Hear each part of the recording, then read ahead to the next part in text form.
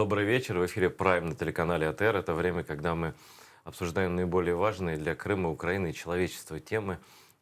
Стараемся говорить обо всем подробно и беседовать с людьми, которым, как я выражаюсь, есть что сказать. Сегодня я всегда радуюсь, вы знаете, когда у нас в гостях ветераны войны. Я считаю, что чем больше мы будем с такими людьми разговаривать, тем лучше у нас будет с головой во всех смыслах этого слова. Вот. И сегодня у нас такой легендарный ветеран, киборг, один из защитников Донецкого аэропорта, Александр Терещенко. Селям алейкум. Добрый вечер. Очень рад вас видеть, много вас слышал, видел на вашей аватарке в Фейсбуке нашу тамгу крымско-татарскую. Спасибо, что знаете, помните про наш народ. И а то, что вы на войне делали, я расскажу просто нашим зрителям в двух словах. Всю биографию можете прочитать подробнее, в том числе и в книге, которую Александр Терещенко написал. Она называется «Життя після 16:30». 16:30 — это время, момент взрыва. Поранение. Да? А взрыв произошел, это вообще тоже история такая. Как я читал, что это последняя ротация была, уже не последний, конец ротации вашей был, да? И вы вот уже там вещи собирали, сидели вот в какой-то части аэропорта там с своими побратимами, и прилетела мина вам прямо туда. Граната. Граната. Т-5. Мгм. С гранатомета, правильно? Нет, это ручная граната. Ручная, они вот так Да, бросили, да? ну, там такой был. Я почему-то подумал, ну да, гранатомет, оно сразу, наверное, взорвалось. Ручная граната прикинули в окно там или куда. И вы ее взяли в руки, чтобы выкинуть просто обратно, но чуть-чуть не успели и потеряли две руки фактически, но как-то каким-то божьим промыслом остались живы, потому что, ну, я не знаю, это как вы, вот, ну, вы пришли в себя-то, наверное, не скоро после этого, да? Несколько Ні, дней в больнице? абсолютно. Я не втрачав свідомість. Ні, Я вообще. все пам'ятаю, і, в принципі, книга народилася з того, що я ось виклав на папері все, що відбувалося. Ну, прибравши, звісно, самі такі криваві моменти, але я все до подробиць пам'ятаю. Дуже хотів втратити свідомість, але ну, не виходило, тому що стан був не найкращий. Пам'ятаю повністю евакуацію, всі ці проміжні. Ну, фактично 2-2,5 години це тривало. А вже в операційній, то, звісно, я відключився і прокинувся, вже прийшов в себе з розумінням, що я дещо втратив. Только под наркозом вы уснули, да? А так все. Так, У нас, знаете, тут палец порежут и в обморок падают. ну, насправді там був больовий шок, то болю фактично А. не було, лише така дуже неприємний стан від втрати в крововтрати великої, тому ну, так було. Если что, если вы подумаете, что мой вопрос некорректный, сразу скажите или не отвечайте. Ні, А, Какие первые мысли, когда получаешь такое ранение? Вообще, вы же не знали, выживете его или нет, я правильно понимаю?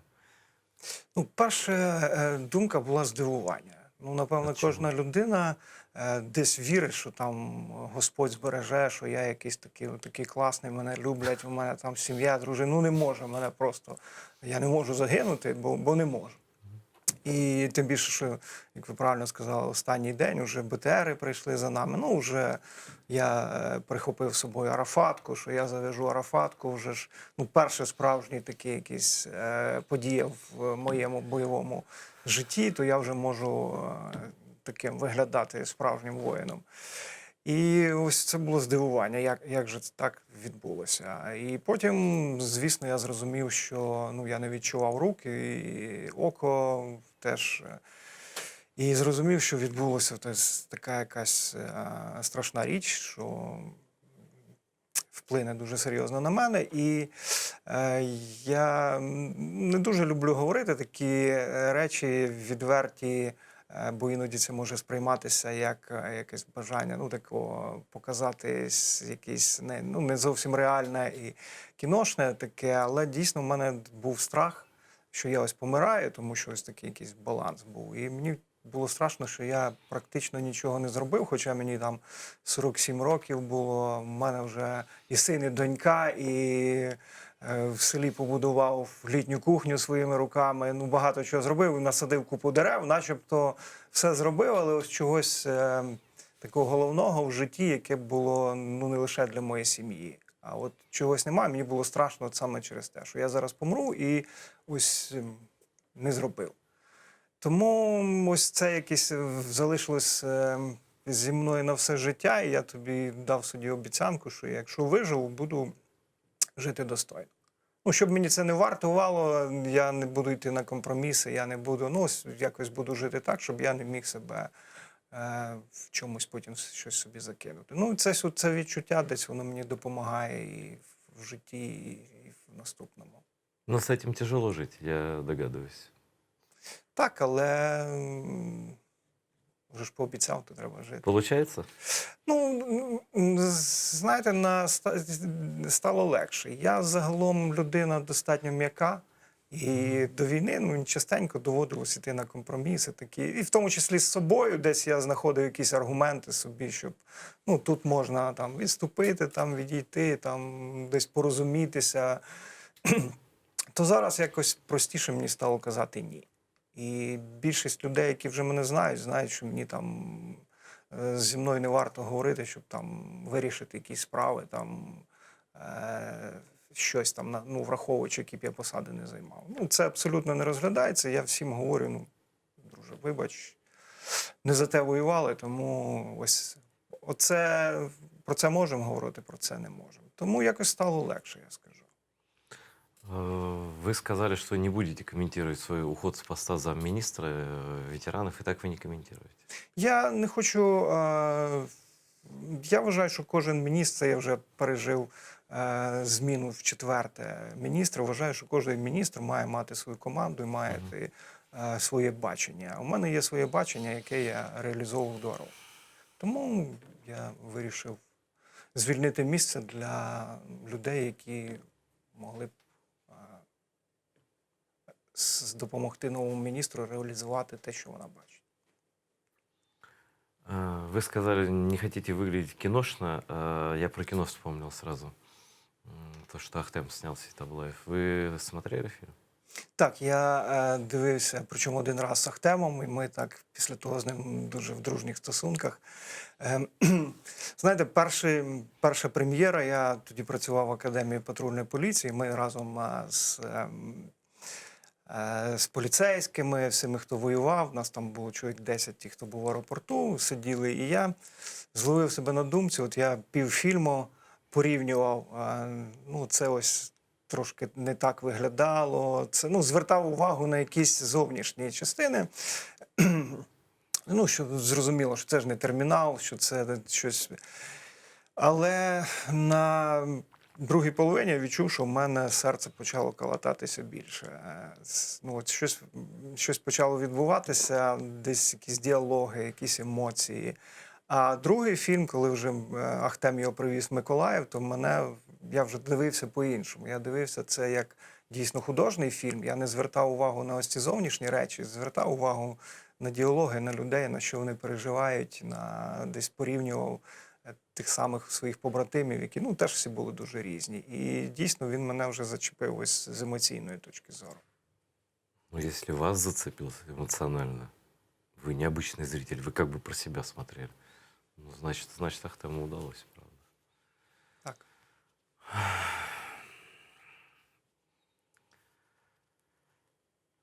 Вы уже сколько...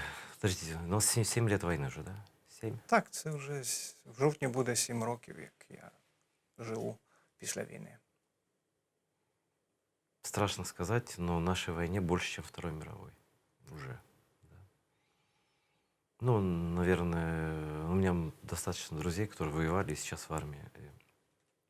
Ну, они иногда говорят, не хотим приезжать в город даже, давай где-нибудь там встретимся. Ну, я говорю, а что? Да ну, говорит, это, у нас тут своя война, люди вообще многие не понимают. И доходило до того, что моему знакомому, он в Запорожье сам провел там на ВОПе 4 года, почти безвылазно, под обстрелами и так далее. И тут он приезжает, тут фейерверки какие-то, кого-то день рождения, потом говорит, на улице подходит, в автобусе, что ли, что ты тут расселся, типа, бесплатно, мы тебя туда не отправляли. И главный коронный вопрос, который ему задают, это, а ты что, в людей стрелял, ты убивал? Говорит, я вообще не знаю, как реагировать, стараюсь не общаться. Вот. Вы как с гражданскими? Вот с этими, для которых войны не очень-то, ну, нету там. Ну, теж спочатку було важко, але ну, враховуючи на мій вигляд, не всі наважуються там щось мені говорити, якісь такі речі і задавати такі питання. Хоча теж оце відоме, я тебе туди не посилав, теж декілька разів чув і дуже так реагував емоційно ці питання.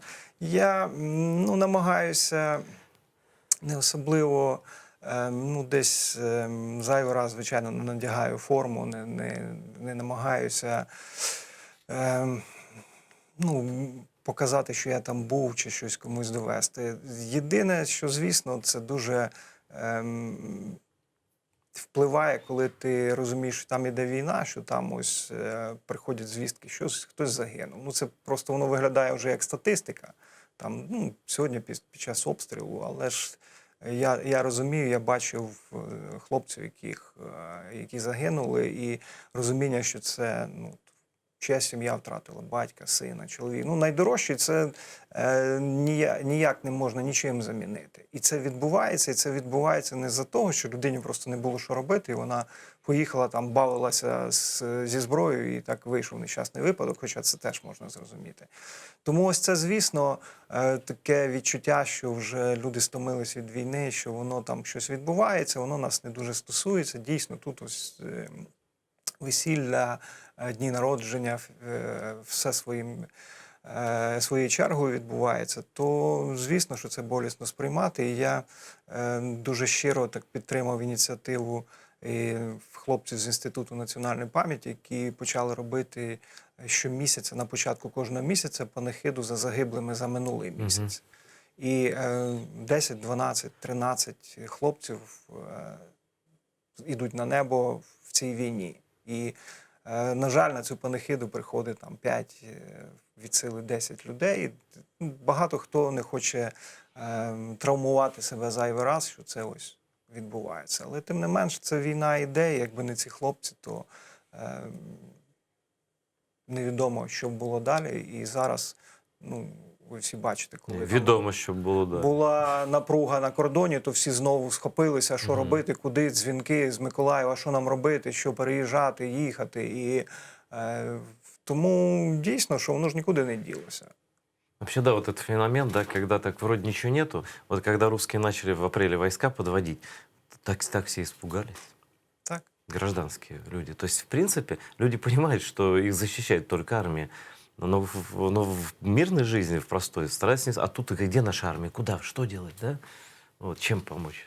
Ну, і ще ось переб'ю мене, теж ось, що найбільше мене бісить, це коли там ось такі цивільні, патріотичні люди. А чого ви своїми корішами не повернетесь на Київ, не підете? А чого ви своїми корішами не... Ну, от типу, що ми всі мусимо все робити. Ось, ну, тобі не цікаво, ти не хочеш змінювати тут, поки хлопці там. Нібито ось ми є якісь призначені на цю посаду. Це мене завжди так дуже напружує. Ну да, ну то есть вы мало того, что воевали, так еще и тут наводите порядок. То тепер це вже ваше і все. Да. Ну, я думаю, что вы же занимаетесь общественной деятельностью все равно. Ну, зараз більше вона мною вже займається. Це як виглядає? Що? Це як виглядає, що вона виглядає? Ну, тому що ми ще в 15-му році організували асоціацію ветеранську. Причому так, мене зовсім незнайомі хлопці, і я не знав, ніколи не займався цим. А потім якось ми навіть не збиралися цим серйозно займатися. Потім почали збиратися, приходити хлопці, і комусь було важче, комусь там, у когось якісь проблеми. І ми почали це збиратися, вирішувати там. Я з Миколаєва, ну ви знаєте, що Миколаїв не саме таке місто, де зашкалює патріотизм, особливо серед влади. І багато чого доводилось пробивати, якісь програми по захисту родин загиблих, по ветеранів. І воно вже, ну навіть ти вже не відійшов від цього, хтось зателефонує, ось, слухай, так, сталося таке-то, таке-то, ну, звичайно, кидаєш все, вирішуємо. І приїжджаючи в Миколаїв, ну, щойно повернувся, коли хлопці мої там займаються національно-патріотичним вихованням дітей, то теж це дуже така приїжджаєш туди, хочеться теж Не, вот десь это классно, на самом допомогти. деле. І Да. коли вони очі горять, що у ветеранів, що у дітей, ну це дорого коштує. А постоянно вы где живете? Зараз більше в Києві, ну я не вважаю це своїм постійним життям. Я винаймаю квартиру, поки працюю, а живу в селі під Миколаєвом, частенько туди їжджу. Запрошують вас на події різні, там, в різні міста по Україні подорожують?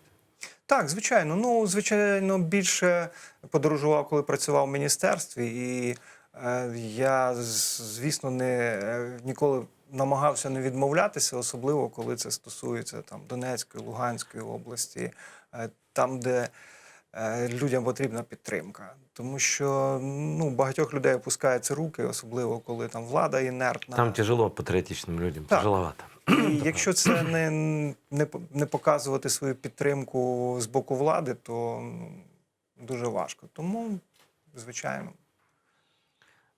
Я так, когда сам вижу людей в форме, ну так-то я отличить не могу, воевал человек или нет. Если я знаю, что воевал, я и без формы поблагодарю. Я всегда благодарю как-то там, ну, спасибо, просто там, дякую, там, что-то, просто так кивнуть, когда мимо человек идет. Да.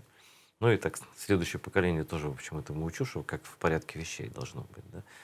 Ну, там, пример, как вот Израиля, там, если солдат зашел в кафе, ну, ему точно сделают скидку, скорее всего, а может и бесплатно накормят, да, и точно пропустят без очереди, если они видят, что он едет там на машине куда-то, там, на военной и так далее. Я думаю, что вас тоже все-таки благодарят. То есть не все у нас равнодушные такие, и подходят, и благодарят, и узнают, наверное. Так, звичайно. Я взагалі оптиміст по своїй натурі. Я більше звертаю увагу на хороше. І все-таки за цей час було більше людей, які підходили, дякували. Були такі випадки на початку, що навіть там гроші запихали до кишені в метро, коли я не міг відбитися. І я розумів, що ну, я не є там людиною, якої там потребує гостро. Я живу нормально, але бажання не образити людину. А в принципі те, що відбувалося ось в Дніпрі, коли я лежав після поранення спочатку в Мечці, а потім в офтальмології, там декілька місяців, то там ну, просто потік людей був неймовірний. І це такі зустрічі до цього часу телефонуємо один одному, підтримуємо зв'язки. Це ось наскільки мотивація шалена, напевно, яка дала такий заряд мені на все життя. Про Днепр вспомнили. Мои друзья там вот сделали музей, ну, такой хороший, по-настоящему хороший музей. Не огромный, но прекрасный. Были там? Музей АТО? Да. Да, звичайно. Це Молодцы они, правда. дуже крутий. Ну, Дніпро взагалі був таким форпостом тоді, і 14-15, ну, великий потік поранених. І я, чесно кажучи, от коли мене привезли в Дніпро, ну, в мене був трошки такий страх. А як же ж тут? Ну, я знав, що Дніпро десь теж не особливо виділявся таким патріотизмом. А тут просто настільки шалена підтримка була, і ну, настільки він мене порвав навіть, як то так можна сказати, простими словами. Відношення на вулицях. У мене були випадки, там таксисти відмовлялися брати гроші, коли я їхав там з лікарні на вокзал. Ну це наскільки було так зворушливо до сліз просто. От чоловік просто ні, я не візьму, вибачте. І без слів там гарних, без якихось там пафоса, а просто ось такі. Ну, там десятки тысяч воевали еще из Днепра непосредственно. Так, там одна із найбільших кількості ветеранів. І ну, все-таки бачити і ці швидкі, які їдуть з аеропорта, і все, ну, воно впливає, і розуміння того, що це може бути тут. Тому що відстань то невелика, і багато хто там, якщо це далеко від Донецька, Луганська, сприймають, і є така думка, ну, коли дійдуть до нас, тоді я там встану. А зараз, ну, це ж, типу, мене не особливо стосується. Але це, насправді, дуже така небезпечна. Кто вам сейчас является опорой в жизни? Больше всего помогает? Друзья, семья вообще? Ну, вокруг. Кто? Ну, звичайно, сім'я є таким опорою основною, тому що дуже важливо людині розуміти, що в неї є з ким порадитись, є поряд хтось. І, ну, звичайно, в моєму стані, коли ну, все рівно є потреба в допомозі, в підтримці, і тим більше з моїм шаленим таким ритмом, графіком, коли я постійно кудись лечу, біжу, їду, і все це дружина зі мною, поряд діти. Звичайно, друзів маса і із ветеранської спільноти, і ні, і просто пересічних людей. Тобто, ну, багато є такий навколо мене така ось спільнота людей, яка надає мені сили, і дуже часто хтось там, навіть я напишу якийсь пост в Фейсбуці, їм здається, що десь в мене якась нотка з'явилася там суму, і мені пишуть в лічку там, Все що нормально, типа, все да? нормально, чим допомогти. Ну, ось опіка така є. Александр, сейчас вот в всяких кино научных показывают протезы такие очень умные, да, которые ну, практически имитируют движение пальцев. Там, ну, такое. Вам не предлагали поэкспериментировать что-то такое? Ні, насправді в мене дорогий, хороший протез. Это тот, который сейчас. Да, оцей просто я зупинив. У мене є кисть, яка називається Мікеланджело. Дуже дорога штука німецька, хоча вона не з таким функціоналом, як ви говорите. Просто в моєму випадку, коли немає двох рук, то ну, така кисть не дуже зручна, тому що там треба, ну, коли є друга своя рука, там треба перемикати оці всі режими. А мені підібрали саме те, що підходить мені. Я зупинився на гачку. Спочатку страждав, щоб не травмувати людей, що я ж таки як пірат середньовічний буду їздити. І я постійно їздив з кистю, а гачок в мене був десь в сумці. Я міняв, коли треба там розстібнути гудзики, чи там поїсти, чи там ще щось. А поїхав, коли був в 17-му році у Сполучених Штатах, і я побачив, що ну, люди живуть абсолютно, ніхто не звертає увагу, як ти виглядаєш. Наоборот, ветеран это... Так, і вітаються, посміхаються. І я перейшов і вже, в принципі, так, вирішив десь трошки перевиховувати соціум. Ну, функционально вам достаточно для того, чтобы что-то делать? Так, я був рекорд у мене, коли я 2 тижні жив в Миколаєві, сам ходив на роботу, там ходив в магазин, скуповувався, готував собі і, в принципі, витримав. Коли там приїхали мої близькі, вони цього не знали, тому що я всіх обдурив, так, щоб перевірити себе. І приїхав, як? Та ще б протримався. Ну. У меня есть тоже знакомые, мне рассказывали много случаев, когда физически, ну, люди, которые не пострадали или не так пострадали, как вы на войне, да, то есть физически у них больше возможностей. Но психологически, в отличие от вас, люди сильно сломанные, психика, ну, ПТСР этот так называемый, да, вот. Ну, мне кажется, вот таким людям вам есть что сказать. Вот как себя мотивировать и как не, будучи даже молодым человеком, не впасть в депрессию там в какую-то. Что делать? Ну, найголовніше, що я для себе, я не дуже люблю там бути таким ментором, тому що ну, у кожного це по-різному. Ну, лично все, например. Я завжди говорю, ну, в мене теж дуже часто бувають напади депресії, коли я розумію, ну, нічого не зміниться. Да? Ну, руки не виростуть у мене вже, і я стаю старшим, і все це змінює. Я розумію, що але це треба переживати, не треба робити вигляд, що цього немає. Я ніколи не роблю вигляд, що я супермен, що мені там от все, я ось такий красавчик, мені там пофіг, що відбувається. Я терплю ці моменти, це може тривати день, може тривати 2. Я просто там не показуюсь, сижу там, граю в шахи на планшеті вже до нудоти, щоб себе довести чи ще чимось займаюся. Тобто важливо себе не робити вигляд, що ти ось такий крутий, і тут нічого нема поганого, що коли в тебе ось такий стан. Просто треба його пережити. І друге, що основне, напевно, що я зрозумів, що ні в якому разі не можна жити заради когось. Ну, ось, я вцілів, і ось є така думка, ну, в мене є діти, у мене є дружина, ну, я ж, дякувати Богу, вижив, і я маю жити заради них, ну, яке вже життя воно не є, але щоб їх не травмувати. Але це довго не працює, тому що там через місяць-два ти починаєш себе гризти, що ти для них ярмо, що вони ось тобі просто не говорять, а вони ось, якщо хтось там, дружина десь різко сказала, мені вже здає, о, вона вже там, хоча це ну, абсолютно нормальна ситуація. А треба шукати якусь мотивацію внутрішню в собі.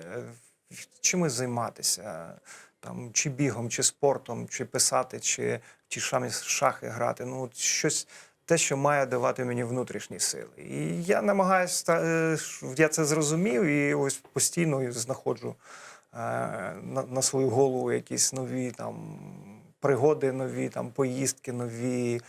Там то займаюсь бігом, то марафон бігти. І у декого складається враження, що я там публікую це у Фейсбуці, щоб десь покрасуватися, щоб там зробити вигляд, що насправді я це роблю, щоб, по-перше, в деяких випадках себе вже приперти до стінки, ти ж Да, написав, отступать нельзя теперь, да. біжи, да. І щоб дійсно хлопці дивилися, що це, ну, насправді всі ці речі в нашій голові відбуваються. І можна жити. Ну, завжди є хтось, хто в більш гіршій ситуації. І я коли перше зіткнувся, приїхав з протезування, побачив хлопця, який мав їхати на протезування без однієї руки. І він сидів геть убитий. Я думаю, Боже, братику, якби в мене була хоч одна рука, я був би самою щасливою людиною на цьому світі. Ну, тобто тут є, і знову ж таки, мої травми не найстрашніші, є ще щось. І ну, в кожній ситуації треба щось шукати, який вихід, тому що ну, життя унікальне. І ми не знаємо, що відбудеться завтра, післязавтра, кого ти зустрінеш, чи на чиє життя ти вплинеш. Ну, треба цю подорож уже дійти з гордо піднятою головою і намагатися бути щасливим. Класс. Телевизор не смотрите? Що? Телевизор смотрите или нет? Дуже рідко. Я в основному, навіть на зйомній квартирі в мене немає телевізора, я новини дивлюсь в інтернеті, а іноді футбол можу подивитися, а так... Ну, я к чему спросил, потому что буквально там пару недель назад у меня мой товарищ, журналист, который пишет для американских СМИ, он говорит, я даже не хочу ничего писать. Я говорю, что такое случилось? Посмотрел очередное ток-шоу. И он говорит, ты знаешь, на ток-шоу не было ни одного пророссийского. Все были проукраинские. И они так друг друга оскорбляли, и они так перегрызлись. И у меня, говорит, такое ощущение, что и Путин никакой не нужен. Оставьте нас наедине с собой на какое-то время. И мы в проукраинских кругах друг друга все уничтожим. Я иногда такое вижу, вот у меня принцип жизни, если человек проукраинский, даже если он мне не нравится, я точно не буду ничего писать про него. Ну зачем? Ну не буду, я могу не общаться же. Ну, зачем его там унижать, оскорблять, если я знаю, что он все равно за Украину готов воевать, да? Что это за качество у нас такое дурацкое, ругаться друг з другом на радость русским і колаборантам? Не знаю, можливо, це те знамените, як там, на 6 українців, 5 гетьманів, чи щось то.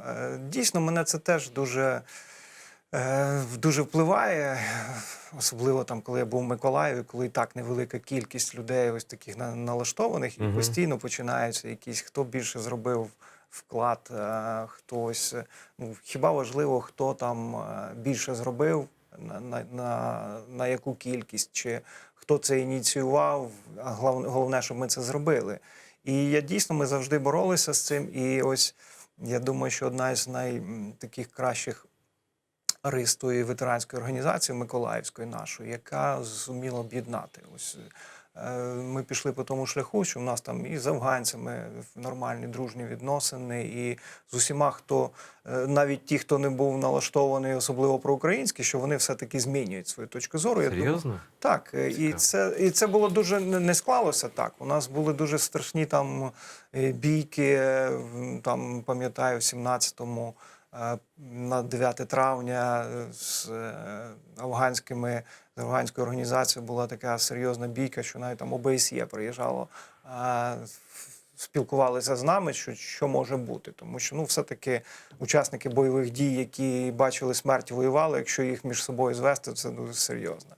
Але все-таки це подолали. Я думаю, що і в масштабах країни нам в першу чергу все-таки треба працювати над собою, тому що дійсно я з вами згоден, що іноді нам і Путіна не треба, що ми на рівному місці знаходимо, де посваритися між собою, розпорошити свої сили. Что такое увидеть смерть, видеть смерть?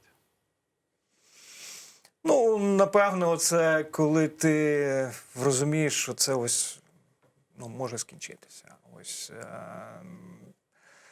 хоча, напевно, все-таки страшніше бачити не свою смерть. Тому що я згадую свій перший момент, коли я побачив хлопця на БТРі, якого везли тіло, і коли це був рейд десь там в районі Маріуполя, і ми переховувались в Зеленці, і загиблий це був з нами, і підійшов його побратим, молодий хлопець, заліз на БТР і плакав, сидячи над ним. І оце розуміння, ти починаєш думати, що там сім'я ще цього не знає його. Да? Для них він ще живий, є діти, є якісь речі, і потім починаєш розуміти, а якби це я був. От якісь думки вже такі, починаєш на себе це. А коли коли час поранення, то, звісно, якось воно все, напевне, все-таки дає розуміння і більше розуміння цінності життя. Я згадую, коли ми були в Краматорську, у нас там база була, і ось вечором там виходиш, там такі зорі гарні, такі, ти милуєшся ними, просто не можеш відірвати очей, розумієш, завтра цього може не бути. Банальні речі, в житті ми не так часто це робимо, чи там ще на щось, там захід сонця, чи ще якісь такі речі, там близькі, друзі, мені там, коли я пішов, друзі дзвонили, кажуть, ти знаєш, ти як пішов на війну, ми з собою здружилися, всі перезвонюємо, а як там Саня, як там щось. Просто якісь цінності змінюються всередині. Тому я думаю, що ось, напевно, можливо, це на кожного по-різному впливає, тому що я не скажу, що, напевно, я смерть бачив найближче із всіх, хто... Ближче не буває. Тому на мене це вплинуло так. Я этот вопрос задаю всем людям, которые участвовали в боях. Ответ на него, я считаю, важным для тех, кто не воевал. Или в армии не был, или и не воевал, и не был в армии вообще. Да, но в каждый момент придется идти воевать. Да? И самое страшное, когда себе я представляю, да вот я иду в бой, вот в меня стреляют, вот и как вот в этот момент, как я это слово говорю, не очень телевизионное, да, но как в этот момент не зассать? Тут це... Нет, это психологически простой вопрос, на самом деле, но он самый сложный. Це складне питання, тому що різна нервова система реагує по-різному. Є дійсно хлопці, які впадають в ступор там, в ситуації. Просто от ступор. Просто в ступор впав. Він, це об'єктивні речі, які він... Я пам'ятаю, що у нас був хлопець, який там не пішов в аеропорт, коли ми їхали. Він каже, вибачте, я не знаю, як я себе поведу в такій ситуації. Коли почнеться обстріл, що зі мною буде? Я можу тільки гірше зробити. Це відверта позиція, це дійсно бувають такі речі. І тут хто каже, що не страшно, це брехня. Страшно всім, тому що це протиприродно, що коли відсутній страх. Це, так не буває. Тому, я не знаю, я, звичайно, боявся, і той епізод з гранатою там більше якийсь механічний, якась підсвідомість працювала, коли там і схопив, намагався викинути. Тому страх цей присутній завжди, і він, напевно, потрібен, в певних межах, щоб не втрачати обережність, щоб він був. Але, коли ти вже, знаєте, я, напевне, особисто я долав його поступово. Тому що, перший страх, коли я відчув, це, звичайно, перший страх був це піти до військкомату. Сказати, добровільно заберіть мене. Тому що мені було 47 років. Я строкову службу служив в стройбаті. Самые страшные войска Советского Союзу. Лопата там тричі вистрілив. І ти починаєш знаходити для себе якісь, куди я вже піду? Без мене обойдуться. Там, дивишся новини, там загиблі 18-20, діти віку мого сина. У вас така мотивація була, що ви більше прожили, і діти... Звичайно, і це, так завжди робили, і це, ми зараз, коли говоримо, в козаків теж так було. заведено, що той козак, який не народив дітей, ну він має залишитись, мають йти в першу чергу, які вже пожили, які мають досвід, які ну це збереження нації. Кстати, да. Це важливі речі. І ось коли перший я там тижні-два долав собі цей страх, пішов в військкомат, там все-таки сказав, заберіть мене, це там перший якийсь крок. Другий крок, коли на Широкому Лані на полігоні ми там в складі 28-ї бригади 3 тижні проходили злагодження, вже склалось таке враження, що ну, може воно й закінчиться, може ми не встигнемо. Ну, я красавчик, я вже тут фотку зробив з автоматом, я був готовий, ну, вже можна ж, типа, і тут там через 3 тижні комбат ввечері каже, бажаючи завтра відправитись в АТО. І ти ж рвався, ти ж доброволець, типу, а тут ось і ноги наливаються свинцем. І якби не мій там молодший товариш по телебаченню, який так прожогом рванув, я думаю, ну я ж його не залишу, і я вже пішов за ним. Ну, це якийсь другий етап. І ось такі десь поступово, коли ти вже попадаєш туди, там дивишся на більш молодих хлопців, ну, які пройшли вже все на світі і йдуть сміливо, то ти починаєш за ними. Тому це тут складно сказати, як це все. Ну, вот герой Украины Володя Горенюк мне ответил так, что ну, то же самое практически рассказывал, что все боятся, ну, страх есть, это, ну, говорит, когда видишь, как гибнут и идут с тобой ребята, говорит, ну, перед ребятами неудобно. Ну, а что, как, если я тут, то потом другой остановится, ну, как мы? У мене так, вибачте, переб'ю, такий епізод був. Я десь один із найстарших був в роті, коли в 79-ку прийшов. І командир роти, такий молодий лейтенант із цих, які вищий навчальний заклад, ну не військовий. Десь, напевно, може на рік старший від мого сина. І коли ми мали йти в аеропорт, там він зібрав всіх, сказав, хто лише добровільно, хто от готовий вийти. Ну, я вийшов з усіма, він підійшов до мене. Терещенко, ну на що вам треба? Ну, залишайтесь, ви ж уже, типу. Мене це навіть так образило трошки. Ну, типу, як ви? Типа старый, что ли? Ну, да, що це. Тому... Предательство.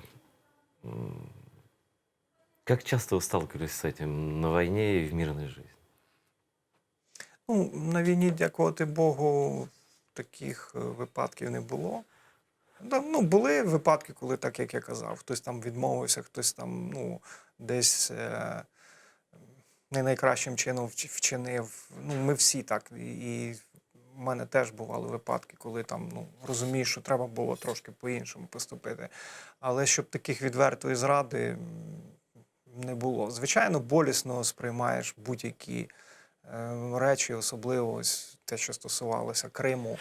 І коли там військовослужбовці залишалися, чи там якісь представники влади, чи та ж там Альфа, чи ще якісь, ну ті, хто ніби, знаєте, вважався таким, ну, взірцем надійності кого-то. І тут ти бачиш, що ось людина виявилась ось така, тобто цінності змінилися. То це, звісно, дуже болісно сприймаєш, так само, як і зараз, якийсь десь бачиш, що хтось починає працювати десь на іншу сторону. Не буду називати імена, але коли там стають героями і люди вірять, люди готові їх носити на руках, а виявляється там через місяць-два, що людина зовсім інша. Це, звичайно, болісно. Я думаю, що це одних річ, яку найважче переживати. Саме Среди своих, когда. зрада, так. Ну да, мне тоже ветераны говорили, ну что ты вот ветеран, ветераны тоже разные люди бывают, говорят, ну разные люди шли, но все-таки я уверен, что, ну, наверное, их шли, может быть, и разные, но точно не худшие люди, потому что сделать шаг вперед и пойти в аэропорт, ну, знаете, ну, совсем плохим человеком тут быть невозможно, и даже плохим невозможно, потому что я не представляю, как этот шаг сделать, потому что вы же знали, куда вы идете, вы же не вслепую шли, вы же понимали, что вероятность не вернуться оттуда, ну, большая.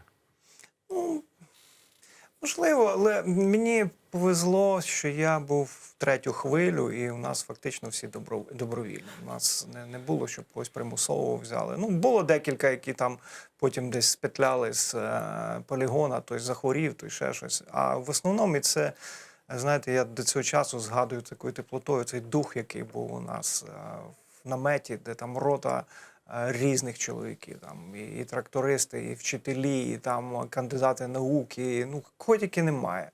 І всі там з різним якоюсь, ну, десь, ну, не скажу, що кардинально різна мотивація. Ну, хтось там не може особливо сказати словами, там, хтось не підтримував Майдан, але каже, ось вони прийшли тепер до мене додому, я маю йти навалять їм. І ось цей дух, він такий був просто крутезний. І ти розумів, що це люди, які, ну, яким ти можеш довірити спину, плече, що він знає, на що йшов, і це ось дуже важливо розуміти, на що ти йдеш і куди ти йдеш. І коли такі люди поряд, то це тоді набагато легше. Никого же не заставляли в аэропорт идти. Туда только добровольцы шли, правильно? Тоді, звичайно, нас зібрав ротний, і в нас там рота була чоловік 40, напевно, 50. І практично всі вийшли, ну, хтось був хворий, а інших там чоловік 5 виштовхували силою. Хлопці знали, в кого є маленькі діти, в когось там ще якісь речі. І це було теж, ну, настільки зворушливо, ось така підтримка, коли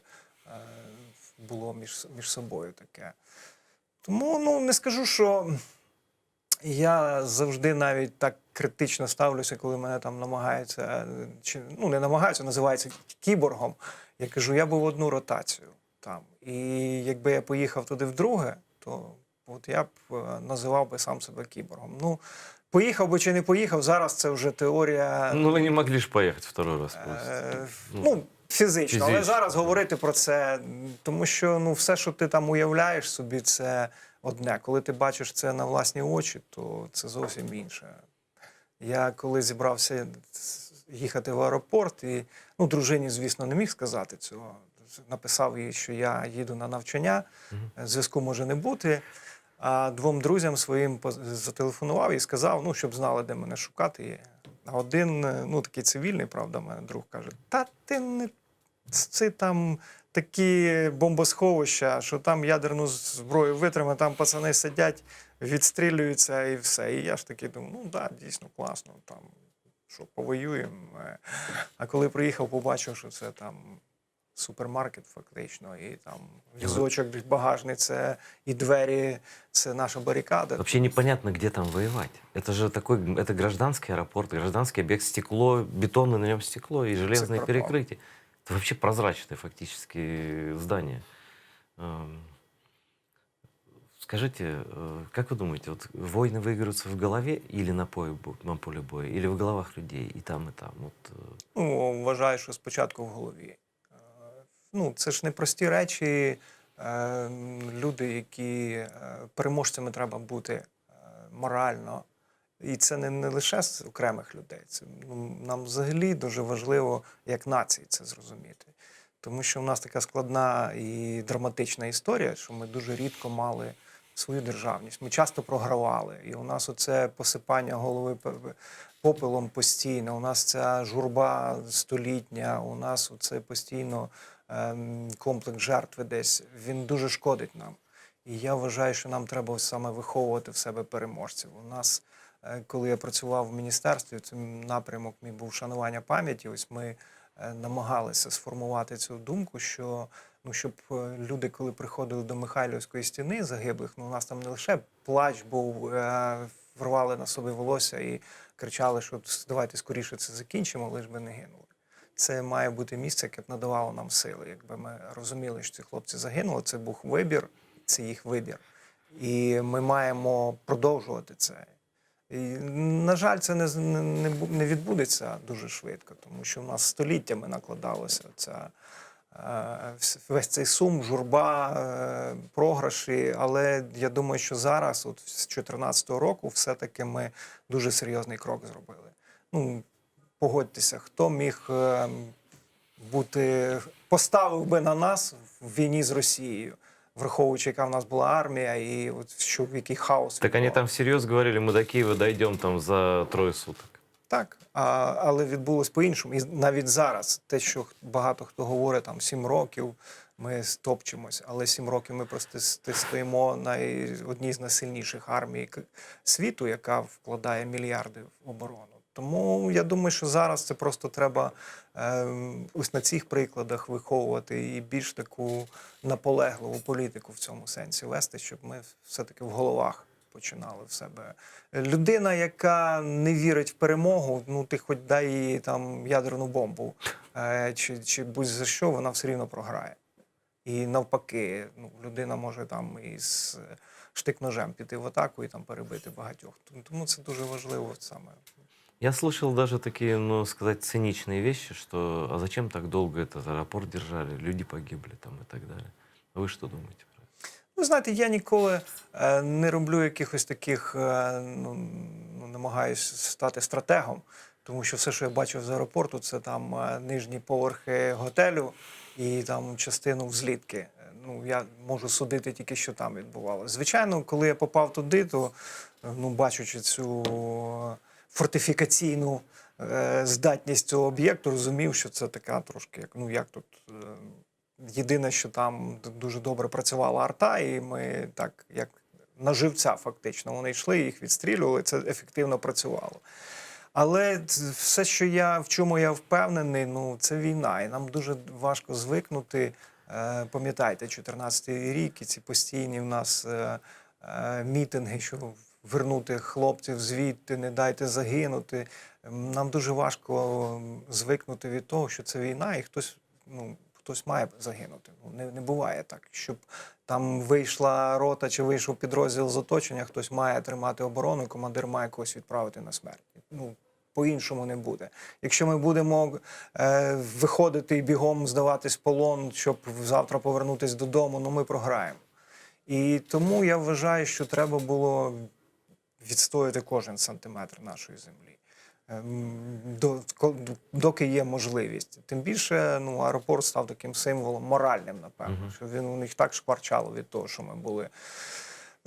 Як там проходила операція з його деблокування і все інше, я теж не можу сказати, тому що, ну, я не володію, чи так треба було, чи не так. Звісно, дуже шкода, напевно, не те слово, ті хлопці, які там загинули в січні. Хоча я нікого не знав їх особисто, але таке відчуття втрати таких дуже близьких людей, які там кожен вартував, напевно, десятка, то саме по духу. Це дуже важко, але, знову ж таки, це війна. А вы вообще по жизни же мирный человек были. Вы никогда не думали на войну идти, на телевидении работать? Ну, мирний, але я в дитинстві мріяв стати військовим. От у мене дядько був... А хто не мріяв? Ну, слухайте. Ну, я грав в війнушку. Навіть в мене була така шалена думка дуже в Афганістан потрапити. Ну, тоді ж пропаганда працювала дуже добре. Я на істфаці учився, навчався, такий ідеологічний факультет.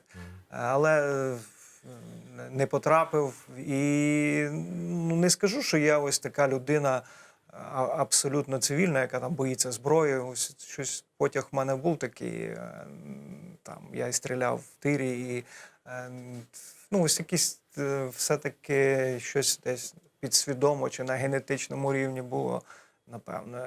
Хоча, ну, дійсно, я по підготовці там, ну, тим більше в 47 років вже там особливих ілюзій бути військовим то не було. Вот вы вспомнили Афганистан. Действительно, пропаганда была, я помню. Ну, я не попал по возрасту в любом случае, но люди шли.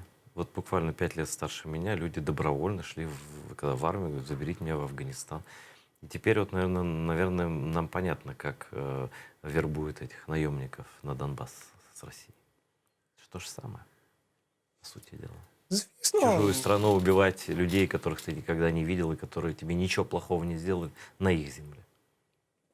100%. Ну, це машина, яка працює постійно над цим. Ну, як тут не згадати там Геббельса з тим, чим гірша там брехня, тим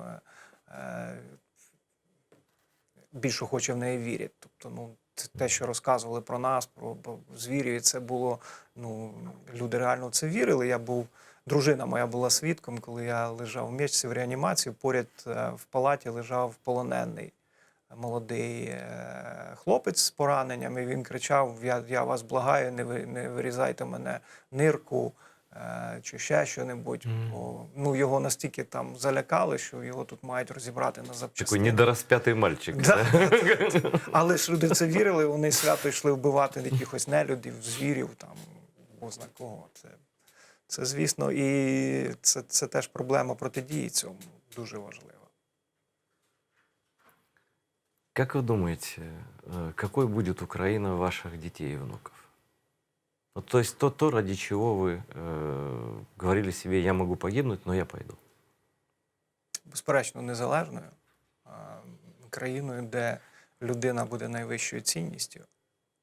Ну, це не значить, що країна пацифістів там, чи щось. Країна сильних, мужніх людей, які здатні себе захистити, яких ніхто не чіпає, бо краще з ними не зв'язуватись в такому сенсі.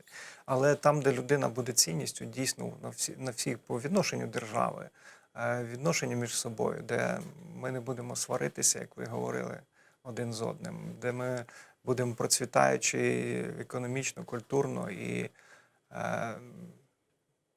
гордитися тим, що ми українці. Коли ми їдемо за кордон, то ми не будемо там десь приховувати, що ми ось якась там такі мати комплекси. І націю переможців.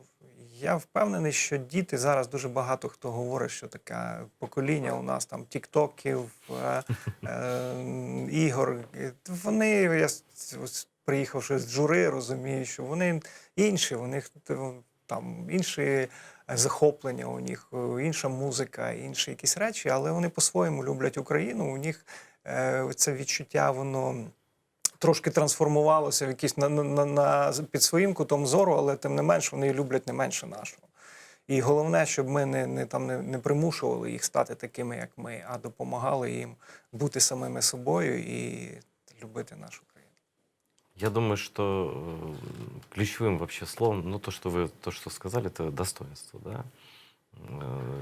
Гордость за свою страну. Я вообще не понимаю, как можно стесняться, что украинец или мечтать жить где-то, когда все действия мира главные происходят здесь и в этой стране. У меня есть друзья, которые этнические украинцы, которые никогда в Украине не жили, родились в Канаде, которые приехали сюда, чтобы тут сейчас жить. Я говорю, да это счастье. Ну и что я получаю в 4 раза меньше денег? Говорю, ну там здесь жизнь. Украина — это жизнь, здесь решаются судьбы мира. Не весь мир, правда, это еще понял, но я думаю, что вскоре поймет. Еще я думаю, что хочу вас спросить про Крым, конечно. Мое мнение, всегда говорю, что без возвращения Крыма и Донбасса кто бы чего ни говорил. И самое даже главное — это Крым, потому что с него все началось. Донбасс — продолжение Крыма. Да?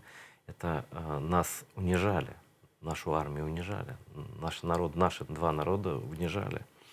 Вот. И вернуть это все можем мы только вместе, и друг без друга нам вообще нельзя. Мы пропадем. Я хотел бы, что вы думаете про Крым, про крымских татар? Я з вами цілком згоден. Я дуже часто був в Криму. У нас традиція була, у мене товариш сам з Крима, ну, українець з Крима, і у нього день народження в вересні. Ми часто їздили в такий тур по бухтам, по Азовському морю. Це краще час просто. Це ось коли немає людей, і одна із наших крайніх подорожей була на мис Апук, там, де росіяни і тоді стояли. Я цілком згоден, що без Крима, ну, взагалі ми маємо, навіть думки не маємо допускати такої.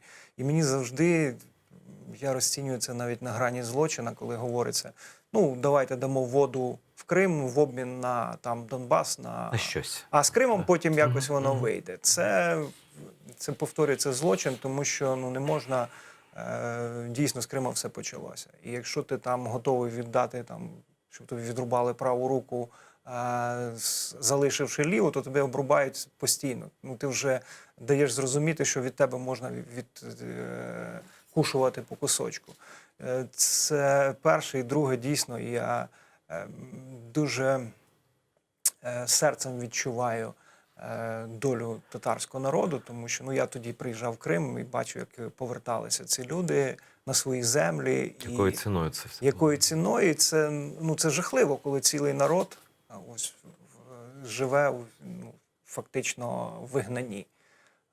І коли ти тільки повертаєшся, ось начебто вже все, ти маєш свою домівку, знову можеш продовжувати, і знову стається якесь лихо. І тут зараз згоден, що нам треба бути монолітом і постійно цю тему з Кримом, тому що вона, звісно, ніхто, крім нас, її піднімати на поверхню не буде. Ну, Крим, типу, вже ж там давайте хоч щось зробимо, колись воно там вернеться так чи інакше. Ні, впевнений, що ми маємо про це говорити і робити для цього, і також погоджуюсь, що ми маємо бути готові до його повернення вже зараз, щоб у нас був чіткий план, алгоритм, що за чим робиться, і тільки так. Дуже дякую вам, Олександре. Я думаю, что наши зрители очень впечатлены таким разговором. Спасибо за то, что смотрели. Спасибо, что помогаете нашему каналу через Patreon. Регулярные платежи в любом размере, они нам помогают самым прямым образом вещать на оккупированный Крым, всю Украину и миру рассказывать о том, что у нас в Крыму и в Украине происходит. Смотрите АТР и дальше. До новых встреч.